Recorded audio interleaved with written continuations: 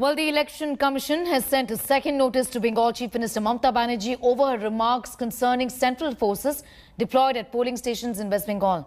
In a scathing disapproval of Banerjee's statements, the Election Commission said her attempts to berate and vilify the central paramilitary forces during the electoral process are causing extreme demoralization among the ranks.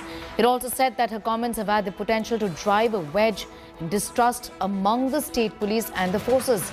The poll panel's notice asked Banerjee to explain her stand in having made the statements by 11 tomorrow. Remember, on Thursday, Bengal Chief Minister Mamata Banerjee asked voters to be on guard, apprehending that a section of central paramilitary forces may visit villages to intimidate people. This is the second notice to DD in the last couple of days. On Wednesday, the Election Commission had issued her a notice over her allegedly appealing for votes on communal grounds. অনেক central ফোর্সকে তো আমি তো respect করি, কিন্তু আমি ওই কমান্ডারদের respect করি না যিনি বিজেপির হয়ে গিয়ে এলাকায় মা বোনদের পেটান, ভয় দেখান আর গিয়ে বলে ভোট দেনে মাপ যাও।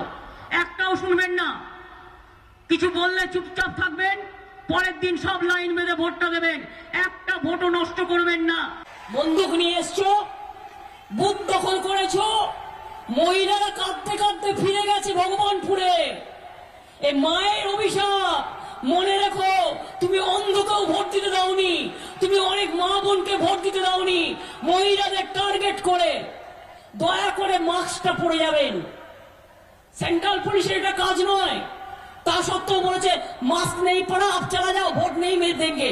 কেউ চলে যাবেন না, পুলিশকে ভয় পাওয়ার তো কোনো কারণ নেই। আর আমিও যেটা বলছি আশা করি সবাই শুনছেন। Meanwhile, while addressing a rally in Kolkata, Home Minister Amit Shah slammed DD's remarks on central forces. Listen in to what he had to say.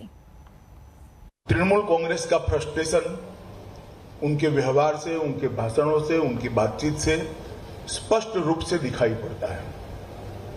जिस प्रकार की टिप्पणी ममता दीदी ने सुरक्षा बलों के लिए की है, मुझे आश्चर्य है कि सार्वजनिक जीवन में मेरा बहुत लंबा समय गया है, मैंने ऐसी टिप्पणी कभी नहीं देखी।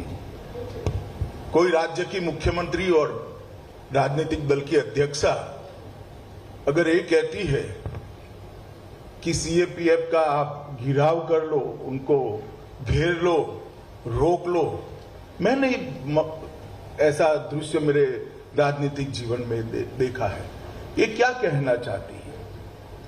लोगों को अराजकता की ओर ले जा रही है, चुनाव को शांतिपूर्ण ढंग से समाप्त नहीं होने देना उनका उद्देश्य है, या फिर हर बार की तरह रेगिंग से चुनाव जीतने का उद्देश्य है?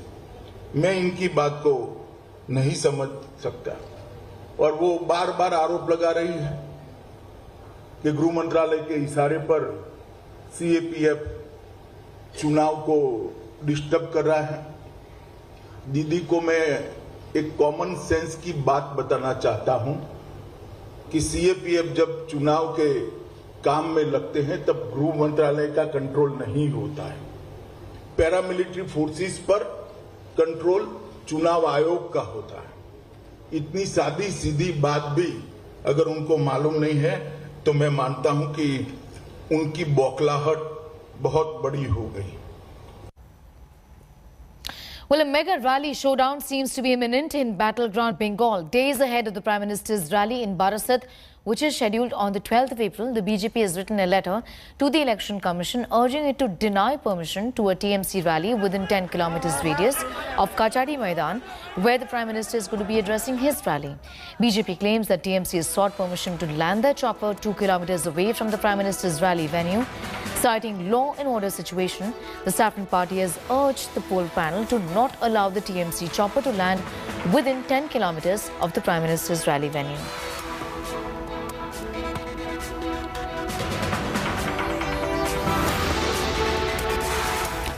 All right, listen to what Amit Shah had to say about this matter, because he has in fact hit out at Mamata Banerjee on a range of issues and once again said that the BJP is confident of a win in Bengal. तीनों चरण में Bharatiya Janata party को अप्रत्याशित समर्थन बंगाल की जनता का मिला है। हमारे एक आकलन के हिसाब से 63 से 68 सीट 63 टू 68 सीट के बीच में भारतीय जनता पार्टी इस 3 चरण के अंदर जीत रही है। इन्होंने माइनॉरिटी वोटर्स को अपील की है कि एकजुट हो जाइए और तृणमूल कांग्रेस के लिए वोट करिए।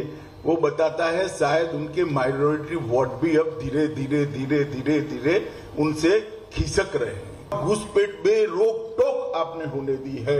अब तो कलकत्ता में बैठे हुए बंगाली बाबू को भी चिंता है कि 10 साल के बाद कलकत्ता की क्या स्थिति होगी, घुसपैठ अगर इसी तरह से चलती रही। अब सीए का विरोध कर रही है, इसलिए हमारे बंगाल के मतदाता आपके खिलाफ है।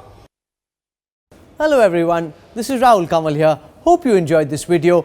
For the latest news and analysis, like and subscribe the India Today YouTube channel and don't forget to press the bell icon to stay updated.